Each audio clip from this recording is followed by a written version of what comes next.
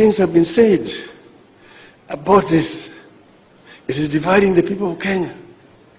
It is not addressing the issues of the common man, Mama Mboga, the Juakali, the watu wa wheelbarrows and so on. Those are issues which are legislative, not constitutional matters. And each and every government will come with their policies. Those are not things you put in the constitution.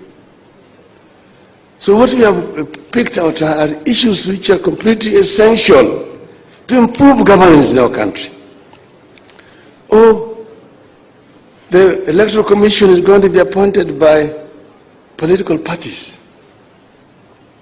Everybody among you here who have been around since we introduced multi-party politics in this country will agree that the most transparent elections in our country were those of 2002, conducted by an electoral commission appointed through the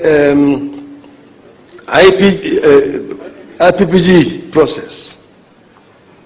The President Moi had already appointed 10 members. The opposition appointed 10.